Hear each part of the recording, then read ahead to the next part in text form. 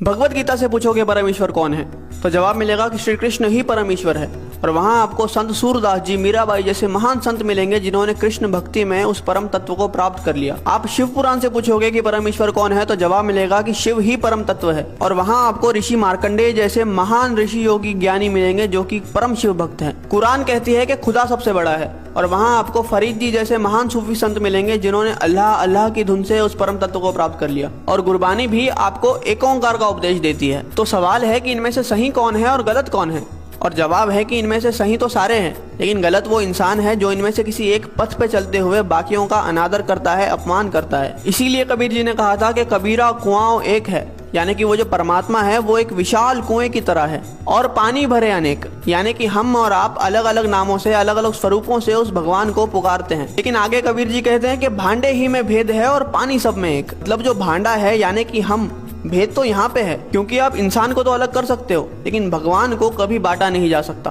अब प्याला चाहे सोने का हो या पीतल का, उसके अंदर जो पानी है वो तो अंत में प्यास ही बुझाएगा।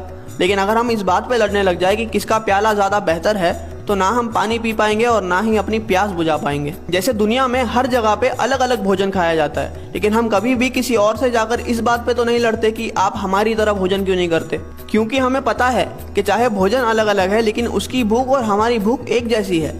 हो सकता है कि वो ब्रेड खाकर अपनी भूख मिटा रहा है और हम रोटी खाकर, लेकिन उसका असर जो हमारी बॉडी पे होगा वो एक जैसा ही होगा। इसलिए हमारी पेट की भूख तो मिट जाती है लेकिन हमारी परमार्थ की भूख कभी मिट ही नहीं पाती। हम लड़ने में इतने बिजी है कि हमें खाने की, यानी कि उस भक्ति को अनुभव करने की फुर्सत ही नहीं है। कबीरा कुआं एक है और पानी भरे अनेक, भांडे ही में भेद है, पानी सब में एक।